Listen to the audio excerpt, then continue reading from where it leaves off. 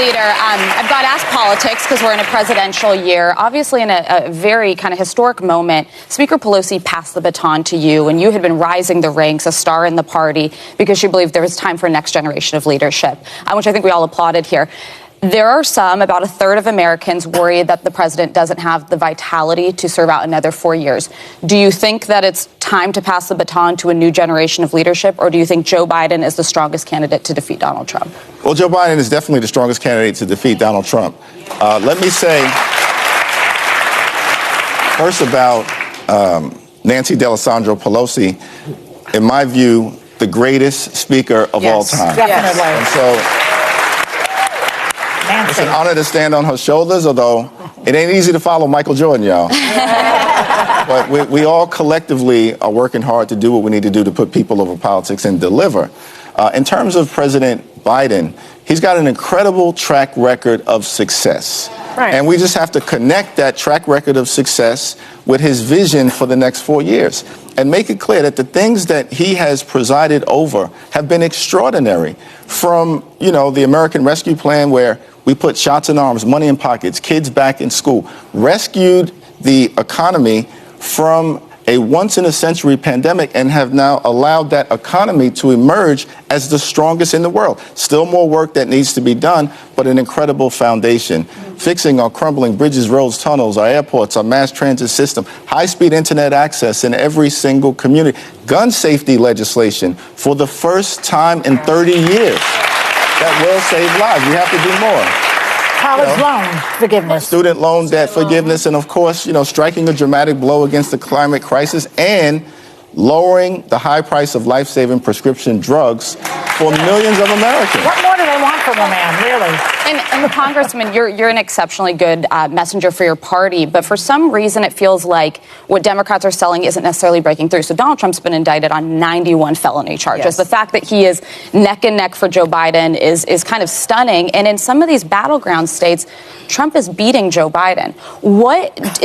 What do Democrats do to turn those numbers around? Well, this is an evenly divided country, and so this is going to be a competitive election. But I think what is clear, and we saw this in 2022, where there was tremendous Democratic overperformance. We didn't lose 63 seats like we did during the first midterm election under President Obama. Normally, you lose a tremendous amount of seats. We didn't lose 54 seats. We're only 5 seats away when we entered the Congress. Now, because of Tom Suozzi's victory, we're only 4 seats away. Right? Gained a seat in the Senate. Overperformed all across the country, won all the governorships, and then 2023 did the same exact thing. 1 in Virginia, 1 in Ohio, 1 in Kentucky, 1 in Pennsylvania, and now, most recently, in the special election in New York, we're able to decisively turn that around. So I think the momentum is on our side because the American people realize we need less chaos in Washington, D.C., and more common sense, and we are the common sense party. To him, basically, President Biden is the strongest because you see, after COVID, President Biden has been able to still do good, and he's still doing good, although because of the inflation, student loan, President Biden has been able to do that and lower the medication for the old people. So President Biden has been able to do many things, and President Biden have a track record of showing his excellency. He doesn't know why people don't focus on that. So to him, basically, President Biden is better than President Donald Trump. And you see that in the Congress, they don't have the toe-to-toe with them. They're almost equal with the seat in the Congress and the seat in the Senate. It's almost same with the Republican, not like they far away from each other. Their seat have increased in the Congress. Their seat have increased in the Republican. Basically, to him, the Democrats are doing so well, and there's no need to be worried about that. And the Democrats are doing perfectly well. And President Biden, if everyone pay attention to what President Biden is saying and do, they're going to be a better America for them. Basically, even in the Washington, D.C., they know that their party is full of common sense.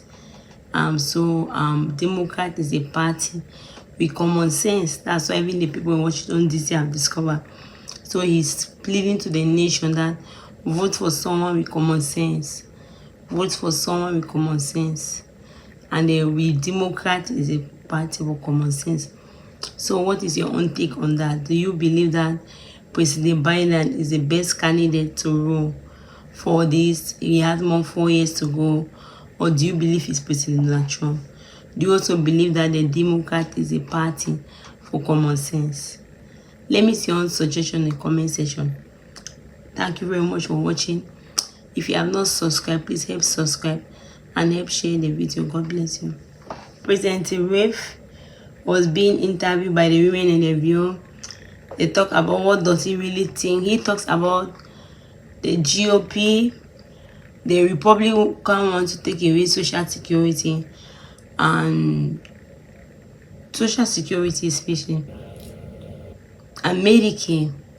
To him, we are entitled to that because when you work in any job you're working, your money is being deducted from the Social Security and from the Medicare.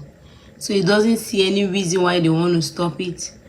Republicans are talking to weaken it because we are entitled to that. It's not something free. You remember when he was working, I remember when he just had his first job, when he saw some deduction, he said, "Oh, it's faker." And why did he take his money? You know that's the Social Security and that's the Medicare.